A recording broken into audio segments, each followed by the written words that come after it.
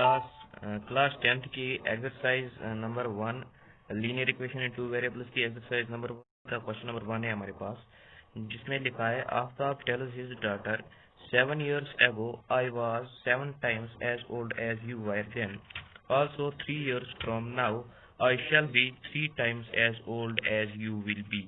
तो इस सवाल का हमें जवाब लेना है और इसके साथ साथ इसका जो है वो हमें ग्राफ भी बनाना है। तो चलिए इस सवाल को हम सॉल्व करते हैं। तो सबसे पहले जो है हमने यहाँ पर लेट कर दिया है जो आफ्ताब की एज लेट कर लेते हैं एक्स, और जो उसकी डॉटर की एज है वो हम लेट कर लेते हैं वाई। तो यहाँ पर आफ्ताब की एज को हमने एक्स लेट कर लिया और जो उसकी डॉटर की एज है उसको हमने वाई लेट कर लिया। तो अब हमें यहाँ पर दो कंडीशन दी गई है। पहली कंडीशन ये है कि 7 साल पहले की जो पहली कंडीशन हमें दी गई है, और दूसरी कंडीशन जो है वो 3 साल आगे क्या होगा उसके बारे में दी गई है। तो पहले हम 7 साल पहले की देख लेते हैं।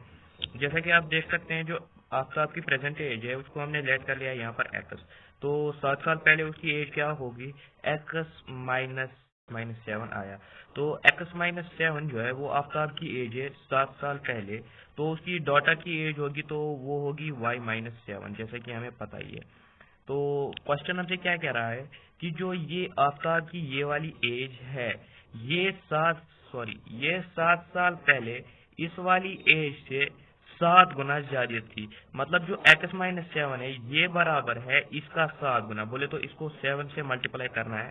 तो y माइनस 7 को जब हम 7 से मल्टीप्लाई करेंगे तो x माइनस 7 के बराबर आएगा। तो ये हमें यहाँ पर पहली कंडीशन मिल चुकी है। मैं इस कंडीशन को जरा अच्छे से लिख लेता हूँ।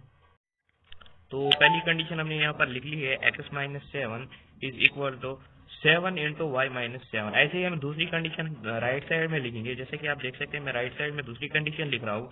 दूसरी कंडीशन लिखी हुई है कि 3 साल के बाद जो आफ्ताब की एज है, तो आफ्ताब की एज 3 साल के बाद क्या होगी, जैसे कि हमने पहले किया था आफ्ताब की एज 3 साल बाद होगी एक्स प्लस 3। जैसे कि आपको पता ही है एक्स प्लस 3 उसकी 3 साल के बाद की एज होगी। तो डॉटर की एज होगी वाई प्लस 3, जैसे कि आपको पता ही है। तो ये सवाल हमसे बोल रहा है जो एक्स प्लस 3 है यानी कि आफ्ताब की एज है वो 3 टाइम्स किसकी एज है, उसकी डॉटर की एज। तो हम इस y प्लस 3 को यहाँ से 3 बार से लिख लेंगे और ये किसके बराबर आएगा, ये हमारा बराबर आएगा x प्लस 3 के। तो जरा मैं इसको ठीक से लिख लेता हूँ। तो ये हमारी यहाँ पर दूसरी कंडीशन आ गई है। तो इस कंडीशन को मैं अभी दूसरे पेज पर लिखता हूँ। पहले हम देखेंगे कि यहाँ पर हमारी जो पहली इक्वेशन है वो क्या बनेगी। देखिए हम पहले x का वैल्यू पहली इक्वेशन में से निकालेंगे। तो x किसके बराबर हमें आएगा, x इज इक्वल टू, जैसे कि x माइनस 7 पहले मैं लिख लेता हूँ। x minus 7 is equal to 7 into y किसके बराबर होता है 7y। इसको मैं मिटा देता हूँ पहले 7y। यहाँ पर y 7 इंटू 7 होता है -49, 7y माइनस 49, सॉरी ये उसके साथ है यहाँ चला गया।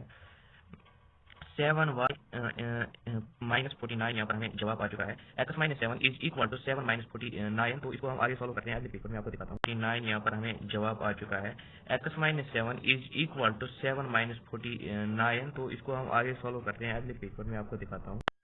तो यहाँ पर मैंने दूसरे पेज पर इनको कंपेयर कर दिया है। तो पहली कंडीशन हमारी x minus 7 is equal to 7y minus 7 है और दूसरी condition x plus 3 is equal to 3 into y plus 3। तो सबसे पहले हम पहली कंडीशन को देखते हैं। वीडियो थोड़ा लंबा हो सकता है, इसमें मैं ग्राफ भी दिखाऊंगा आपको। तो x माइनस 7 किसके बराबर आता है ये हम यहाँ पर लिखेंगे। x हम अपनी जगह रखेंगे, माइनस 7 को भी वहीं पर रखेंगे, वो किसके बराबर हमें आएगा। पहले हम राइट साइड को सॉल्व करेंगे। राइट साइड को सॉल्व करेंगे, राइट साइड को हमें क्या आएगा 7 into y that is equal to 7y minus आएगा 49, जैसे कि आपको पता ही है 7 7 49।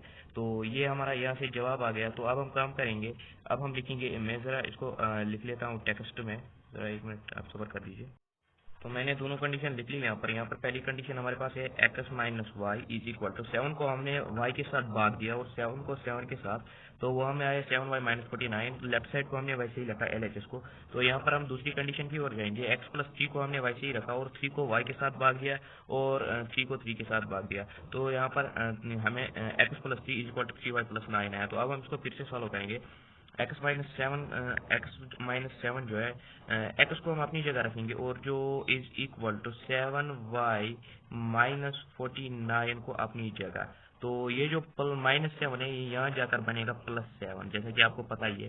तो इसको मैं ज़रा ठीक से लिख लेता हूँ। तो वो किसके बराबर निकलेगा, x is equal to 7y तो अपनी जगह रहेगा, प्लस माइनस होता है माइनस, तो यहाँ -42 आएगा। तो ज़रा मैं इसको ठीक से लिख लेता हूँ। तो यहाँ पर मैं इस जो x is equal to 7y-42 है, इसको हम लेट कर लेते हैं इक्वेशन 1। तो ये हमारे पास पहली इक्वेशन आ गई।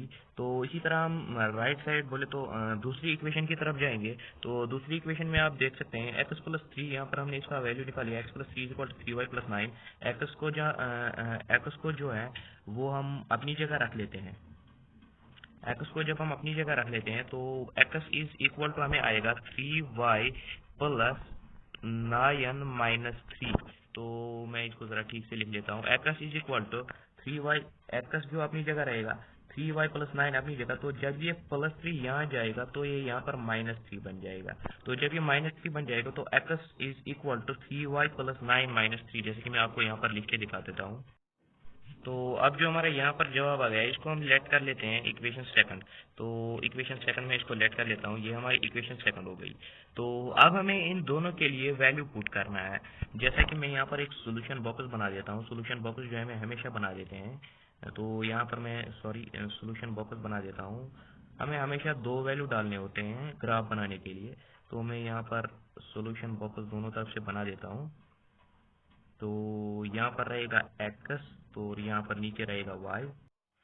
तो ग्राफ पर प्लॉट करने के लिए हमें जो है दो वैल्यूज की जरूरत पड़ती है, एक एक्स होता है और दूसरा वाई होता है। तो हम एक्स के लिए दो वैल्यूज डालेंगे और वाई के लिए दो वैल्यूज डालेंगे।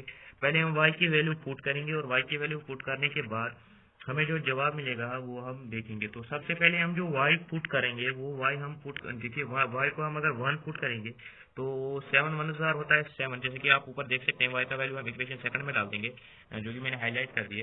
तो 7 होता है और वो एज, वरना वाई से एज माइनस में आएगी और एज माइनस में नहीं हो सकती। तो 1 हम वैल्यू पुट नहीं कर सकते, 2 भी हम वैल्यू पुट नहीं कर सकते और 3 भी हम वैल्यू पुट नहीं कर सकते। हम डायरेक्टली जो वैल्यू है उसको 10 पर ले जाते हैं।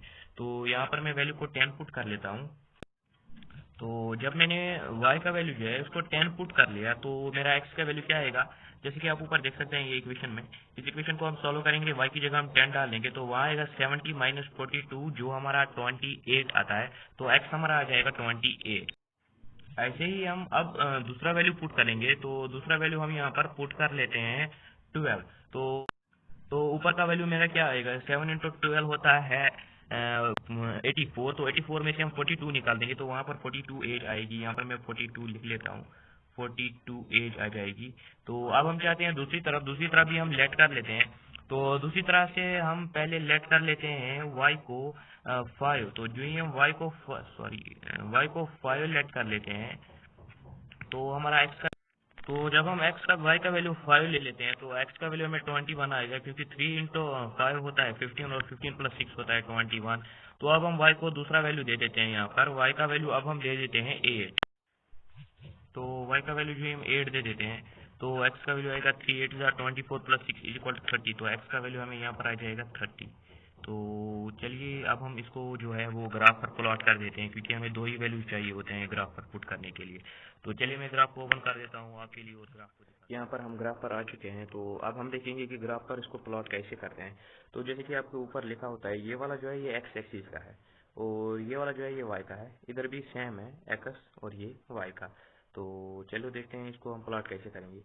जीटे का जो है वो एक्स एक्सिस है और साइड का जो ऊपर वाला है ये वाई एक्सिस है। तो जो ये एक्स एक्सिस है ये मैं आपको समझाता हूँ। ये जो एक्स एक्सिस है, एक्स हमने किसको रखा था, एक्स हमने रखा था आफ्ताब का। तो ये उसकी एज रहेगी, तो उसकी डॉटर की एज रखी थी हमने वाई, तो ये वाई उसकी डॉटर की एज की लाइन रहेगी। तो अब हम सिंपली क्या करेंगे, अब मैं आपको दिखाता हूँ। तो एक्स और वाई को हम प्लॉट करते हैं। तो जो 28 है ये एक्स एक्सिस पर है, जैसे कि मैंने यहाँ पर 28 पर ऑलरेडी 28, 10 पर ऑलरेडी यहाँ पर पिंक कलर की लाइन आप देख रहे हैं। ये मैंने पिंक कलर की जो है वो लाइन डाली हुई है पॉइंट पे। तो दूसरा जो है 42, 12 यहाँ पर मैंने पॉइंट पर लाइन डाली हुई है। तो अब हम इन दो लाइन को ज्वाइन करेंगे। तो अब हम इन दोनों लाइन को स्ट्रेट लाइन से आपको ज्वाइन करना है। तो मैं यहाँ से ले रहा हूँ, सॉरी। तो मैं यहाँ से ले रहा हूँ और ये देखिए ये स्ट्रेटली उस पॉइंट के अंदर से पास हो रहा है। तो जब ये स्ट्रेटली उस पॉइंट के अंदर से पास हो रहा है, ऐसे ही आपको भी करना है। तो वो जो दूसरी लाइन होगी, दूसरी लाइन के लिए मैं आपको दूसरा कलर दिखाता हूँ। ओके, तो यहाँ पर आप देख सकते हैं ये लाइन सीधे मैंने डाली। ये लाइन पहला जो है, पहला हमने जो है, सॉरी, पहला हमने कंप्लीट कर लिया। ये वाला हमने कंप्लीट कर लिया। तो अब हम दूसरा वाला कंप्लीट करेंगे। दूसरा वाला है 21,5, जिसके मैंने पॉइंट डाला हुआ है ये वाला 21,5 के लिए, और दूसरा 30,8 जिसका मैंने यहाँ पर पॉइंट डाला हुआ है। तो चलिए देखते हैं। अब इनको भी मुझे स्ट्रेट लाइन से ज्वाइन करना होगा। तो एक मिनट, ये स्ट्रेट नहीं हुई। तो ये 21 है और ये 8 है। तो 21,8 को जब मैं ज्वाइन कर रहा हूँ तो ये एकदम इस जगह से निकलती है या नहीं। तो इन दोनों लाइन को आपको लंबा ज्वाइन करना है। मैं यहाँ पर छोटा ज्वाइन कर रहा हूँ। तो जब इन दोनों को आप लंबा ज्वाइन करेंगे तो आपका आंसर खुद ब खुद मिल गया। आफ्टर की एज 42 है और इसकी डॉटर की एज जो है वो 12 है। आप बताएंगे अब कैसे ये 12, ये आफ्टर की एज जो है उसकी बेटी की एज 12 है और वो कैसा 12 है, मैं भी वो भी आपको बताता हूँ। देखिए यहाँ पर जो एक्स एक्सिस है ये हमने किसके लिए लिया था, ये हमने आफ्ताब के लिए लिया था। और सॉरी, जो ऊपर की ये वाई एक्सिस है ये हमने उसकी बेटी के लिए लिया था। तो जैसे कि आपको पता ही है ये हमने उसकी बेटी के लिए लिया था। तो इस ये दो लाइन्स जो आपस में है, जिस जगह पर ये इंटरसेक्ट करती है, यानी कि इस पॉइंट पर, इस पॉइंट के आपको कोऑर्डिनेट्स जो है वो बताने हैं। जैसे कि ये पॉइंट जो है ये 42 एक्स एक्सिस पर है और 12 वाई एक्सिस पर है, जहाँ पर ये पॉइंट, सॉरी, जहाँ पर ये जुड़ रहे हैं। यहाँ पर जो जैसा कि आप देख सकते हैं ये जुड़ रहे हैं। तो ये इसी के कोऑर्डिनेट्स है 42,12। इसका मतलब आप नीचे लिखेंगे therefore Aftab's age is equal to 42 and his daughter's age is 12 as the two lines are intersecting at 42,12 on the graph। तो ऐसे ही हमारा ये क्वेश्चन कंप्लीट हुआ। और अगर आपको ये वीडियो पसंद आया तो लाइक कीजिएगा और चैनल को सब्सक्राइब कीजिएगा और साथ में लगा बेल आइकन भी प्रेस कर दीजिएगा ताकि मजीद ऐसी वीडियोस की नोटिफिकेशन सबसे पहले आपको मिलती रहे।